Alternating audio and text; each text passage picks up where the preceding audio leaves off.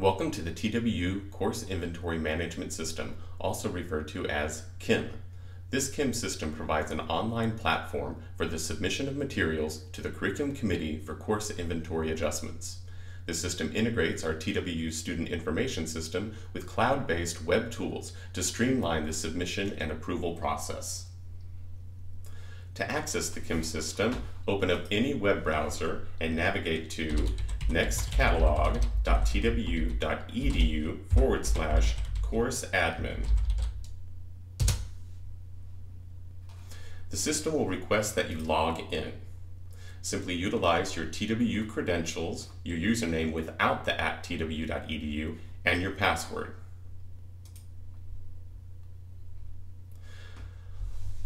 Once you're logged in, you'll be taken to a web page with some instructional language on how to propose a new course, edit a course, deactivate a course, or activate a previously deactivated course. Note you'll utilize this system in all instances except for when you wish to activate a previously deactivated course.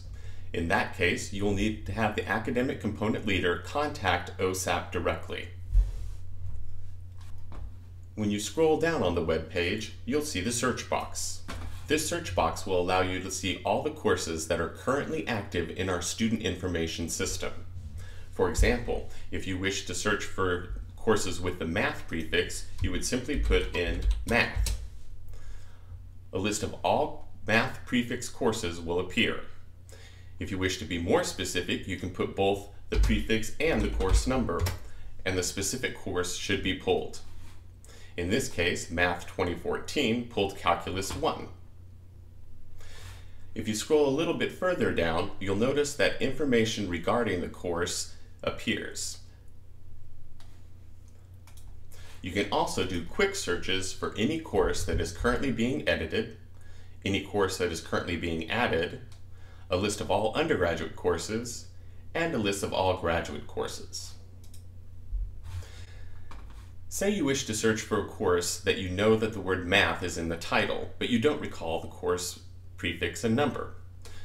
You can simply put in the word math surrounded by asterisks.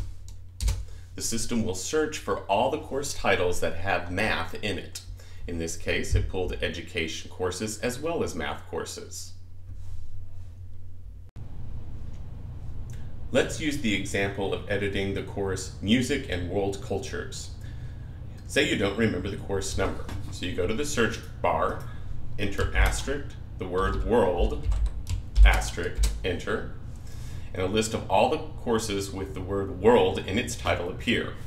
You can scroll through, there is Music and World Cultures, and you can highlight it.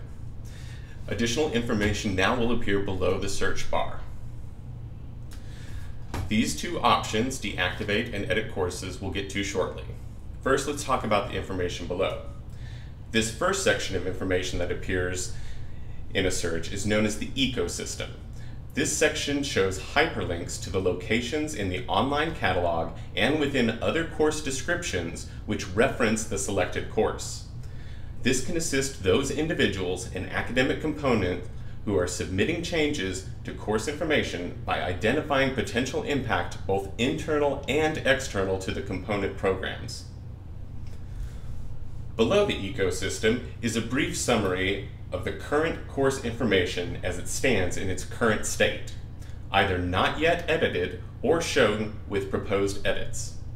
This online system identifies proposed course change information by color-coding new information in green and changed information with a red strike-through. I'll exemplify this shortly. Note that this is only a summary of the course information, and additional course proposal information is identified in the full online forms. If you wish to see the workflow for the proposal approval process related to a course, you can click on the Preview Workflow link, and a window detailing the workflow will appear.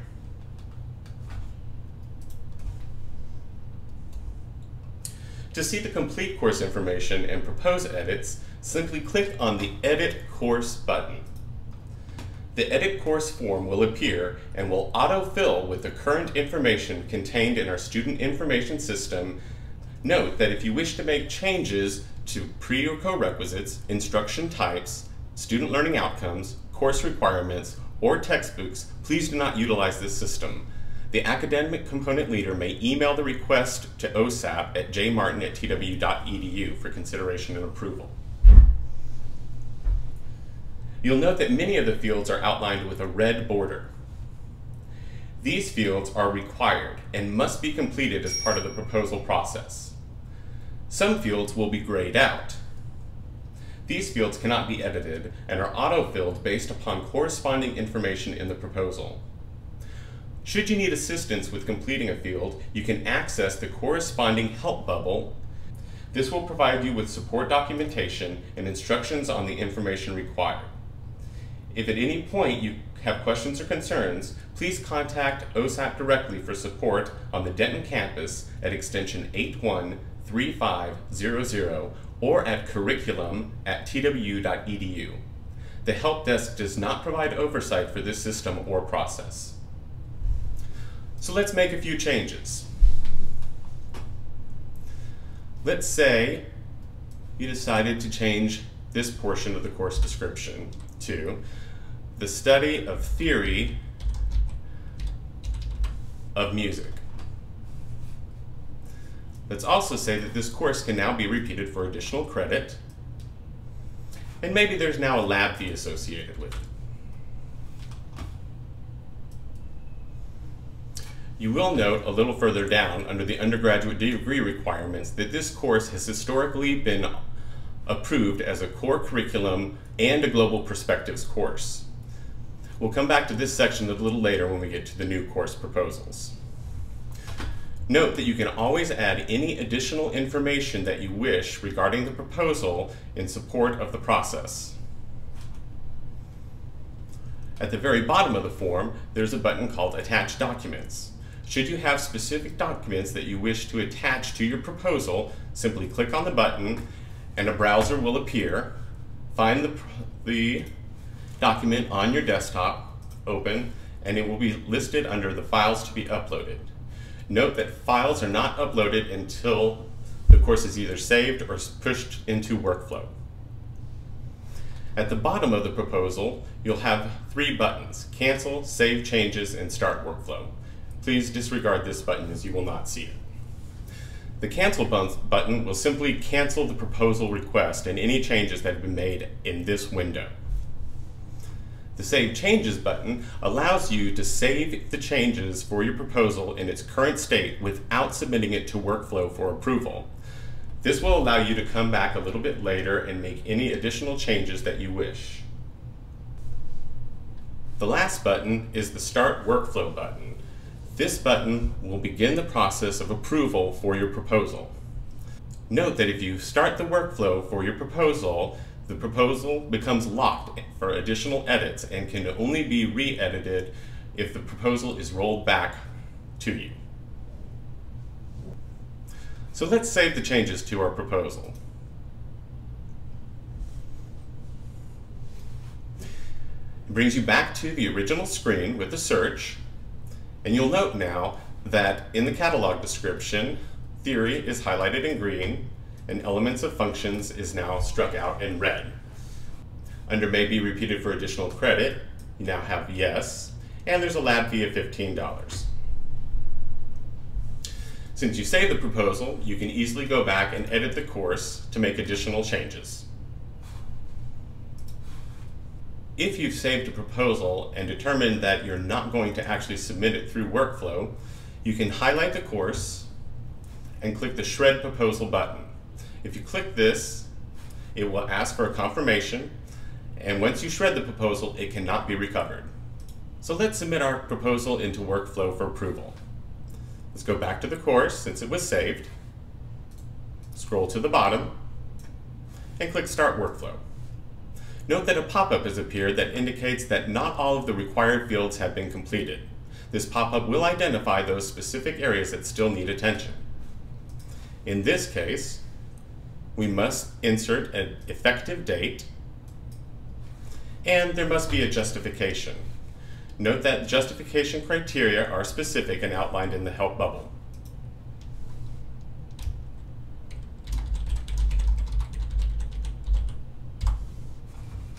Now that we've filled in all the required fields, let's start workflow.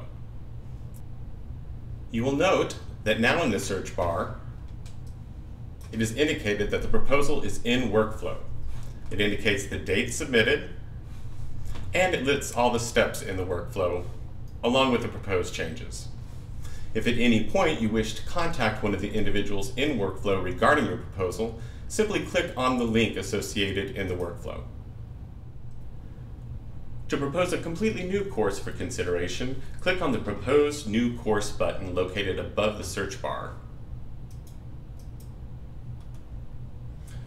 A blank proposal form will pop up. This form is similar to the edit form, but with more comprehensive course information requirements. Again, fields required will be outlined with a red border throughout the form, and fields that are grayed out will either auto-populate based upon corresponding proposal information or are reserved for individuals in workflow to provide feedback information. For example, if we select the prefix music, the academic component and college auto-populate. This assists in workflow. And down below, the comment fields are grayed out because they are places where individuals in workflow can provide feedback information.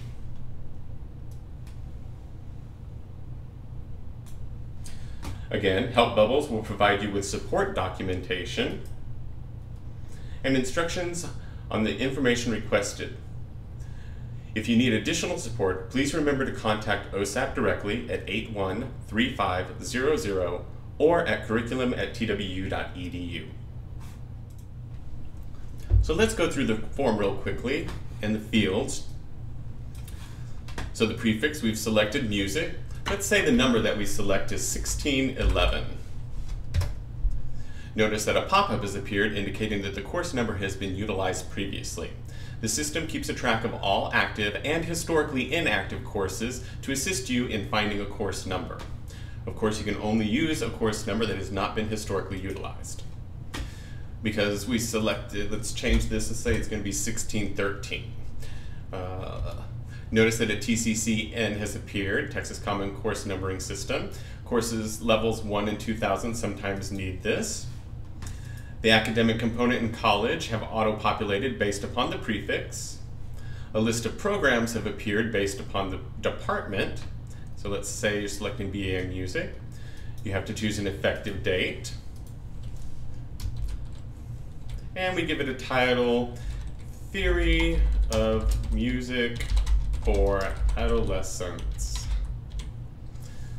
Notice that the short title has appeared because the full title is too long. The short title appears on transcript, so we want this to be as easy to understand as possible. So we'll say Theory of Music Adolescents. For the catalog description, there's a complete list of instructions here. For this purpose, we're just going to use the example cut and pasted from the instructions. We'll add that in. Notice that there is a co-requisite listed in the catalog description directly. Underneath, you'll notice that there are two fields, Enforced Registration Prerequisites and Enforced Registration Co-requisites. Often a course will be listed as a pre or co-requisite within the catalog description, but sometimes the department doesn't want the registration system to actually enforce that co or prerequisite. This is often with laboratories or with courses which have a prerequisite for students who are transferring in. So you may not list them here, but these will be the pre and co-requisites that we actually program the system to affect as far as registration is concerned. You can add notes here. So in this case, let's say that bacteriology, even though this is a music course, this is just an example, is an enforced co-requisite. This course is not repeatable for credit, additional credit. And here you have the primary type of instruction. There are complete instructions here on determining the primary type of instruction. So in this case, notice that the semester credit hours are auto-populated based upon the course number for 3. And let's say in this case that there are 2 lecture hours But there happens to be a secondary type of instruction. In this case, it's a laboratory. And based upon the instructions here, we select 2 lab hours. So the total comes up to 3 semester credit hours. Again, you must provide a justification, and guidelines are here.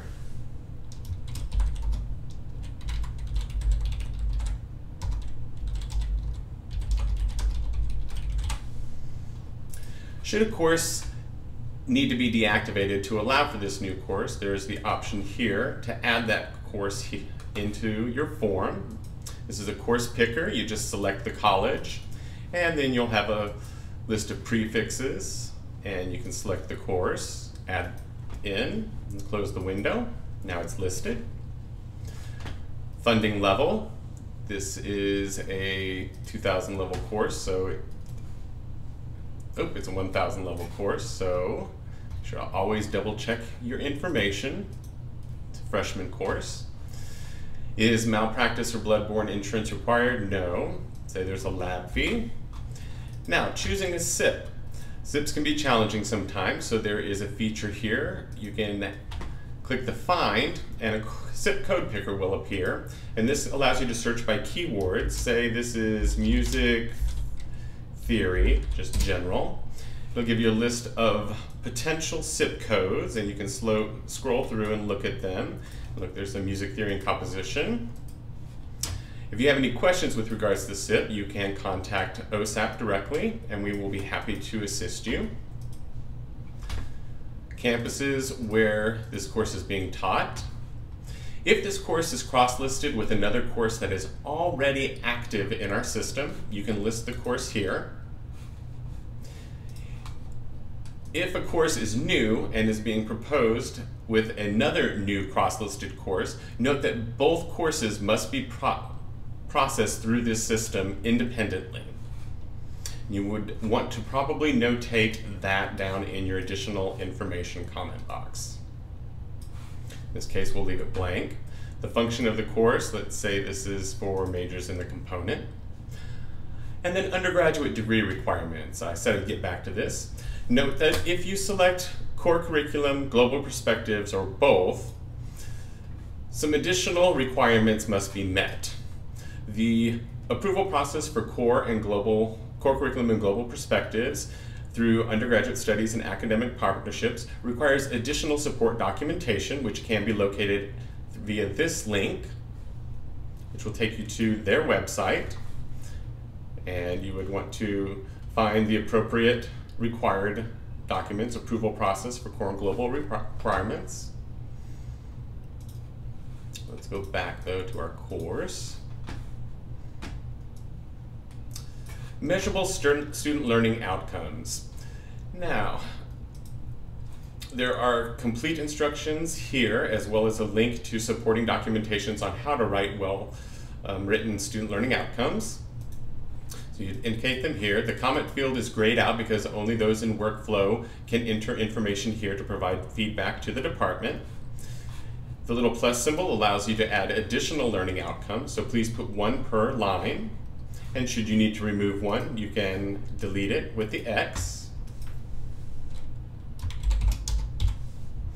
The course requirements, these are the assignments required and the major activities for the course. And again, comment is grayed out. And your textbooks. And I'm just gonna fill these in the same information. And again, any additional comments you may wish to add. And you can attach any of the documents that you need for your proposal. Again, at the bottom you'll have your options of canceling the proposal, or at least this window at what state it's in, save changes for later editing, or you can start the workflow. So we'll go ahead and save the changes.